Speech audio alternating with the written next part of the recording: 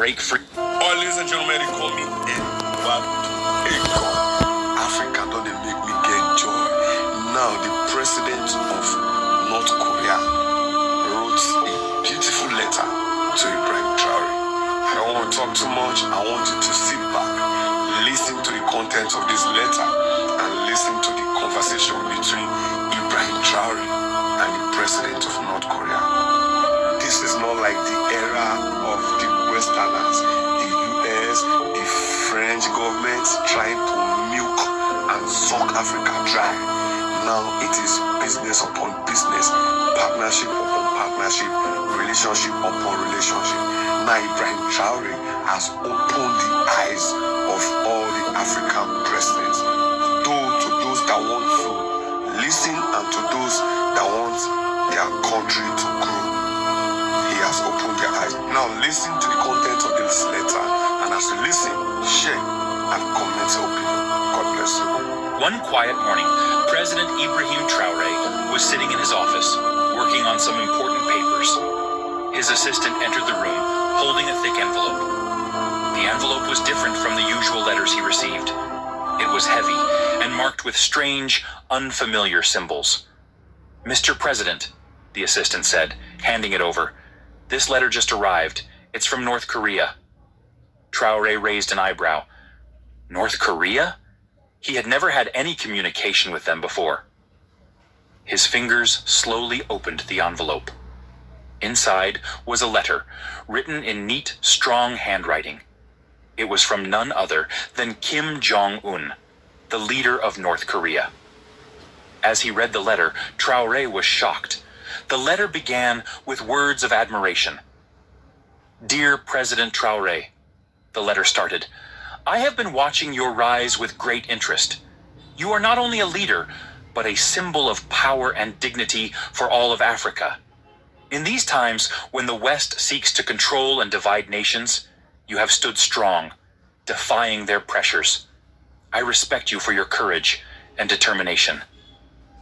Traore paused. Kim Jong-un, the leader of North Korea, admired him? He read the words again, trying to understand what it meant. The letter continued. "I believe Burkina Faso, under your leadership, is a shining example for the African continent. Your efforts to fight against foreign control and your desire for independence inspire me. You are a true leader, and North Korea wishes to offer you our support in your struggle for power and peace. We see in you a kindred spirit. Together, we can break free from the chains of the West." The letter was more than just a message. It was an offer. Kim Jong-un was offering his support. He promised military aid, advanced technology, and help to strengthen Burkina Faso's independence. Traore felt a mixture of emotions. He was honored that someone like Kim Jong-un saw him as an ally. But at the same time, he was cautious. What did North Korea want in return? What would this mean for his country? The letter ended with a powerful statement. "If you accept our support, we will be by your side in the fight for Africa's future. The West will not control us, not any longer.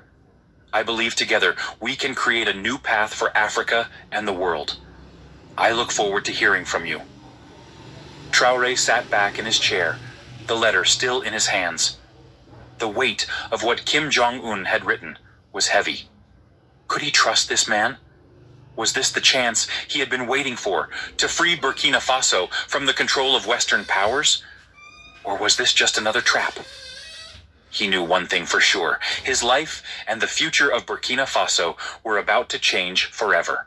A few days later, a tall man in a sharp suit arrived at the presidential palace in Ouagadougou.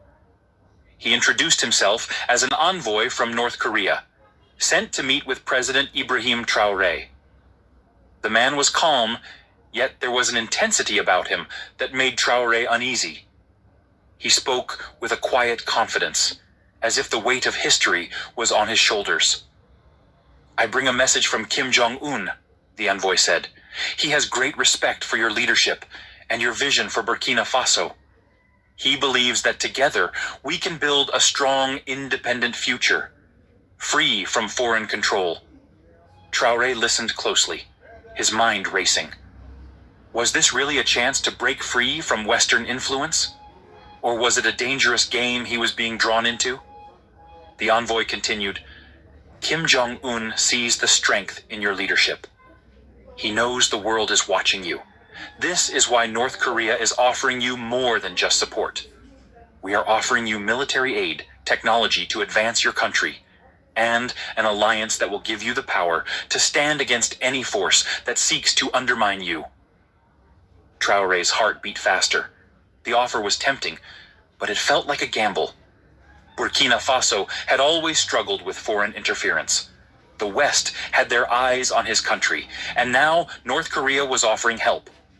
But what would they want in return? What were the true consequences of accepting this help? Your country's future is in your hands, the envoy said, his eyes locked with Traore's. The West is already making plans to remove you from power, and they will try to crush Burkina Faso's independence. But North Korea will be your ally, no matter what. We will provide the resources and protection you need to defend your people. Traore sat back in his chair, absorbing the words. The stakes had never been higher. He knew the West was watching closely, and they wouldn't let him make this decision without consequences.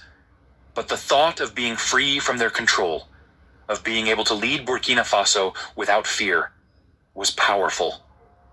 I understand the risks, Traore said finally, his voice steady.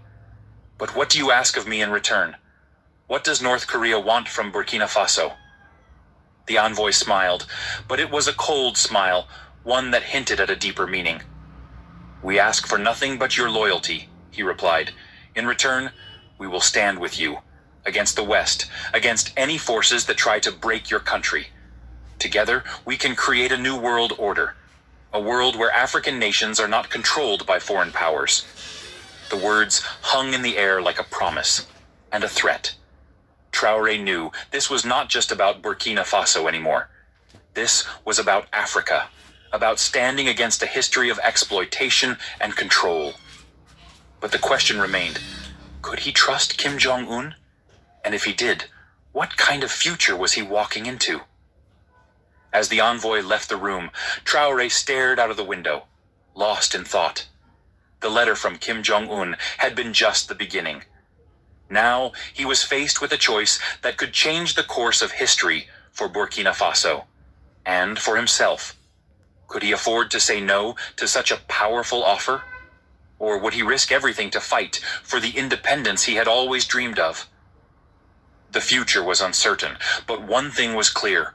Whatever choice he made, it would define his legacy. Days passed, and the pressure on President Ibrahim Traore grew heavier. The offer from Kim Jong-un had not faded from his mind, and every decision he made seemed to lead him back to that fateful question. Should he accept North Korea's help, or would the consequences be too great? The United States had not been silent either. A high-ranking U.S. official, an envoy named Robert Mitchell, arrived in Burkina Faso unexpectedly. He requested a private meeting with Traore. When the two met in the presidential palace, the tension in the room was thick. Mitchell was known for his sharp mind and even sharper tactics. He wasted no time in getting to the point. President Traore, Mitchell said, his voice calm but firm, we are aware of your discussions with North Korea. I want to make it clear that if you continue down this path, the consequences for Burkina Faso will be severe. The United States will not stand by and let a leader with ties to North Korea destabilize Africa. Traore felt a knot tighten in his stomach. The threats had begun. He had expected this, but hearing it from the U.S. directly made it feel real, immediate. You're trying to control us, Traore responded quietly, but with a force that surprised even himself. Africa has suffered long enough under your thumb. We want to stand on our own, free from foreign influence. Mitchell raised an eyebrow. You don't understand the full consequences of your actions, do you? The West will isolate Burkina Faso. Trade deals, aid, and diplomatic relations will disappear. And if you continue with this alliance with North Korea, your government will face internal unrest. We will ensure it. Traoré stared at the U.S. envoy, weighing his options. He had known that this moment would come, but hearing the threats from Mitchell only made the stakes clearer.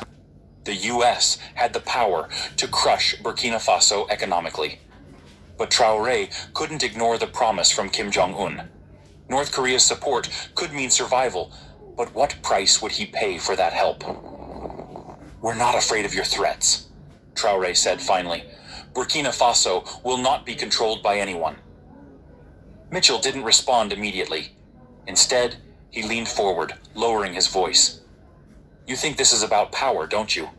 It's about something bigger than that. Security. The West wants stability, and if you refuse to stand with us, you'll make a dangerous enemy.